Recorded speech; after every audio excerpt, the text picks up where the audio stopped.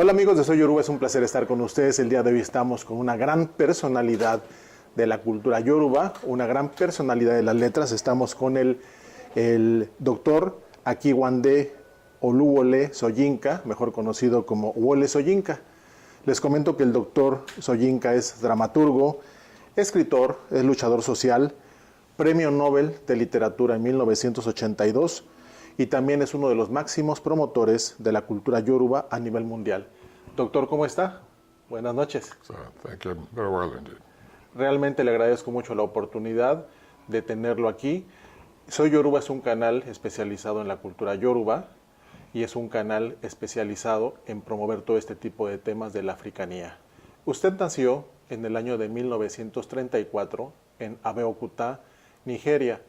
¿Qué recuerdos tiene de esa época? What do I have a souvenir? Oh, what do I remember of this? Oh, Yes, doctor. I don't have to remember because it's there all the time. But if you're talking about the period when I was born, I was born in a parsonage, in a Christian parsonage.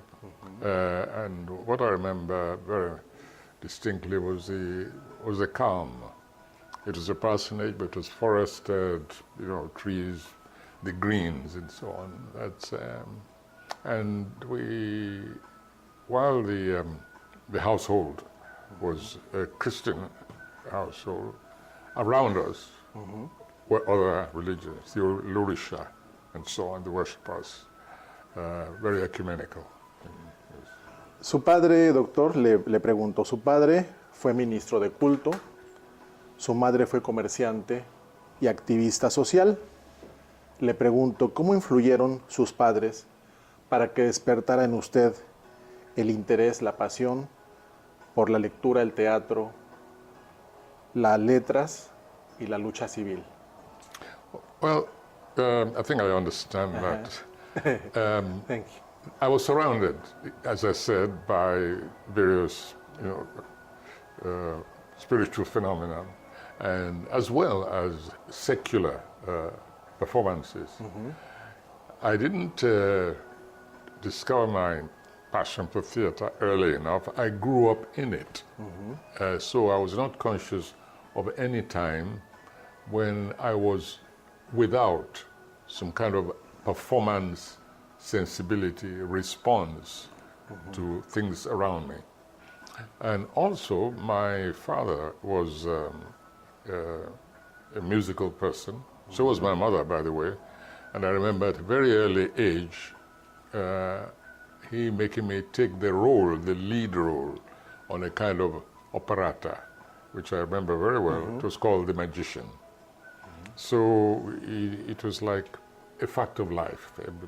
There was nothing really special that made me go towards the theater. As I said at the beginning, that was it. I lived surrounded by theatrical events.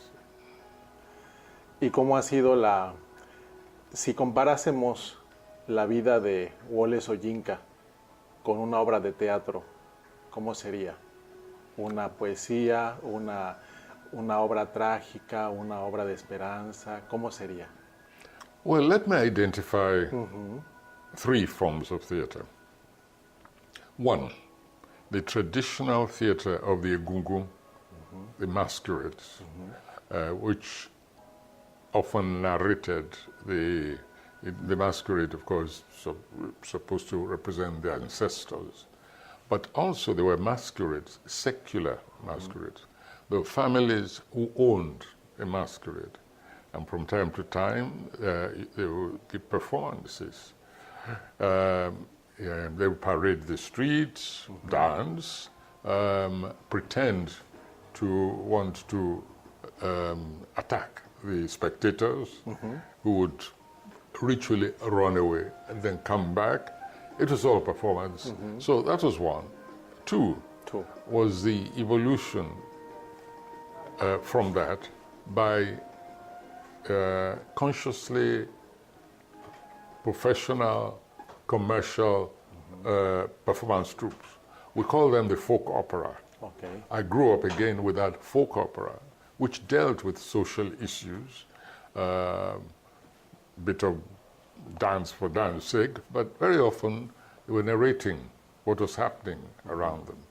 I remember one particular performance which was called Bread and Bullets. Bread and Bullets. Bread and Bullets, which narrated what happened when the miners went on strike against the British officers there, you know, and it was a bloody event. And so you have this theater which was socially conscious and was actually dealing with anti-colonial and imperialist issues, and also the efforts of the people to liberate themselves. Then there was also kind of what I call the straitjacket theater, which would perform snippets of Shakespeare, Bernard Shaw, foreign performances, you know, in schools, mostly in schools. But there were also there's also the beginning of adult and semi-commercialized theater. Okay. So you had that potpourri of various genres of theater. That's how I grew up. And till today, I think I'm still kind of eclectic about my approach to theater because of that beginning. Thanks. Usted siempre ha demostrado su amor y orgullo por sus raíces yorubas. Mi pregunta es, ¿qué lo motivó a escribir literatura y mitos del mundo africano? The interesting thing about Yoruba mythology is the parallels it has with, for instance, Greek mythology. The gods are just as malevolent sometimes, mischievous as you have in the Greek gods. You can have parallels between Eshu, for instance, and Hermes in Greek mythology. You have the god of war, and you have the muse of poetry, of lyric, and so on. And then you also had the oracle, Ifa oracle. That's a Yoruba divination system, which parallels Delphos. So again, and this was reflected in the literature. You asked me earlier the kind of atmosphere, theatrical atmosphere I grew up with, but there was also the literary theater. In other words, I came across very early, I remember distinctly, the Medea. And I was struck by the passion and the language, the use of language, the human relationships, and so on and so forth. So it was a very ecumenical kind of dramatic scene. I consumed everything. And of course, as children, we would also try to perform the myths, you know, taking different roles and so on and so forth. And I was never satisfied with doing the same thing the same way twice. And this is how I sort of grew up. En algún momento yo escuché que la cultura yoruba estaba por debajo de la cultura griega o helénica por la cantidad de historias, cultura. Sin embargo, yo no lo creo así. Le voy a decir por qué. I'm practicer, I'm babalawo. I was consecrated in Mexico. I have been studying the culture, the Ifa oracle, the Patakis, and I think that Yoruba is ¿cómo se dice? Más extenso. ¿Cómo lo decimos, doctora? Es más rico que la cultura helénica. ¿Qué piensa usted? It's richer. Richer than Hellenic maybe culture. More complex. Maybe. You're absolutely right. I'm glad you're saying it, not me. Because if it's me, it looks as if I'm being chauvinistic. But objectively speaking, as a student of literature, of theater, international literature, comparative literature, mythology, Yoruba culture just happens to be one of the richest that I've ever encountered anywhere. And that is why it seems to have taken root outside, far over and above all other, the cultures of other slaves, the enslaved peoples who were transported from, in the new environment, in the quote-unquote new world. That's why Yoruba seems, and I didn't discover how really widespread it is in Mexico until long after I discovered Cuba's connection earlier, Brazil earlier, later I discovered Cuba, and around. But I did not discover the Mexican connection until about maybe 25 years ago. And I just found it difficult to find Yoruba, not just music, but theater. Even a theater company performing the myths of the Yoruba. I was very impressed. Doctor, what means for you Ogún? Ogún? Again, Ogún, as you probably know, I call Ogún my alter ego, my companion deity. For me, Ogún represents human nature. Ogún is both combative, he's the god of war, but he's also the god of poetry. He represents, sometimes I call Ogún the alloy in the sense that he blends different sensibilities within the same persona. He loves solitude. He likes to go up in the mountains and be by himself. And at the same time, he is always ready to raise the social connection to new levels all the time. So of all the Yoruba deities, I went instinctively towards Ogún as something which I recognize in myself. Let's put it that way. It became my companion deity. El oráculo de Ifá fue declarado Patrimonio Inmaterial por la UNESCO. Gelede también lo fue. Mi pregunta es, ¿qué más falta por hacer a favor de la religión Yoruba? ¿Qué más hay que trabajar en favor de la religión Yoruba? I know that a lot of move is being made within UNESCO. It should not singling out Gelede. I don't know how that came about. I would have preferred just to see, because Gelede is part of Yoruba culture and even mythology.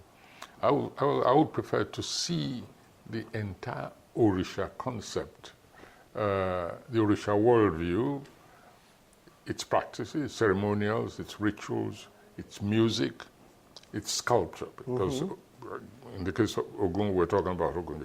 Ogún is also the god of sculptors, and the fact that that worship, that worldview, is in constant transition. When we talk about Ogún, for instance, in the traditional way, today Ogún is also the presiding deity of all who work in metals, metallurgy.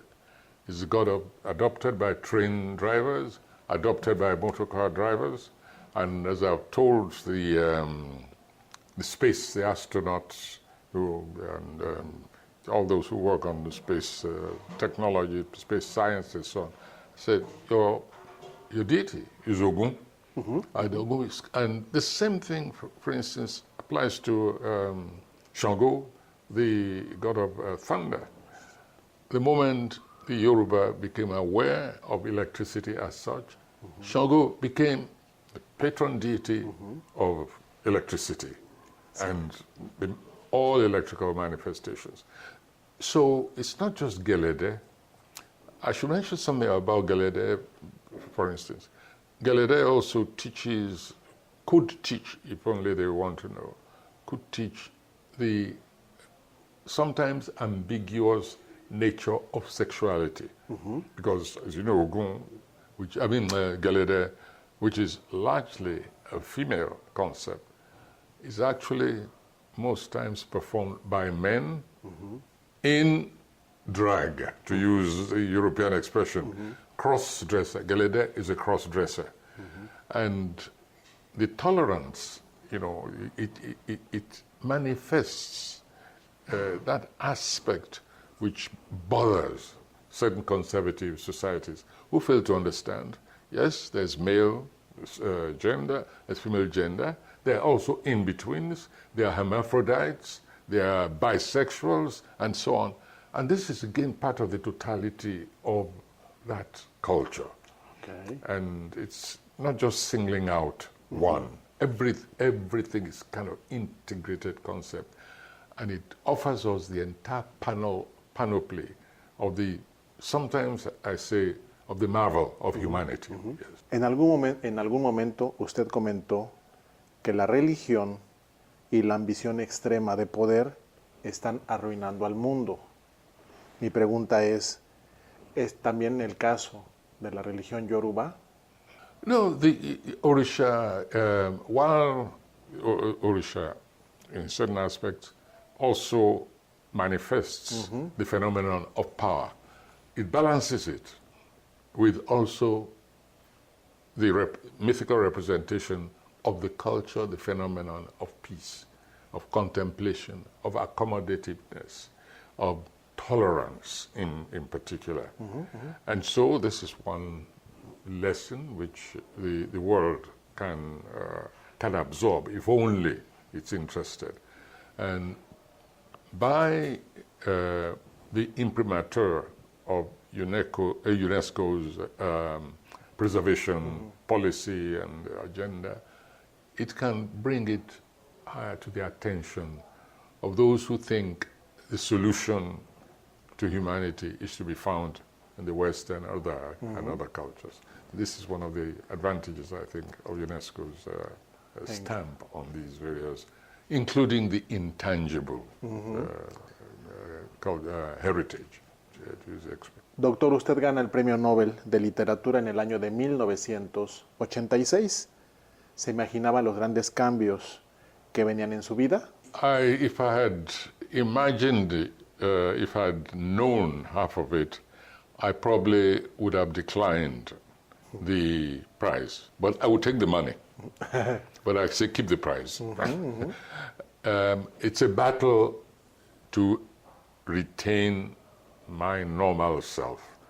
And that is the greatest challenge. Because people think that when you won the Nobel, there's a kind of transformation in your life. People sometimes think you should be very different. It's too heavy a price to pay, to lose one's persona, one's interior being, because of a prestigious prize. So it hasn't changed me. It's expanded my constituency, sometimes beyond straining point. It expanded expectations from others. But for me, internally, it hasn't changed anything. Okay, entonces, ¿no extraña nada de su vida anterior al Nobel? I didn't feel that I needed anything. I was doing what I wanted as much as possible. I did my theater, I wrote my poetry, I wrote essays, I fought political battles. I did what I considered my social and citizen duty before Nobel, and I've continued to do so. I never felt a lack in my life. No, I fought against difficulties, obstacles. No, nothing. ¿Qué le falta por realizar? The last one. ¿Qué le falta por realizar? Is there something? Far more rest than I'm getting at the moment. Doctor, te agradecemos mucho la presencia en Soy Yoruba. Eres una inspiración. You are an inspiration for a thousand of people. Eres una inspiración para mucha gente. Thank you very much. Muchísimas gracias. Adupe. Adupe.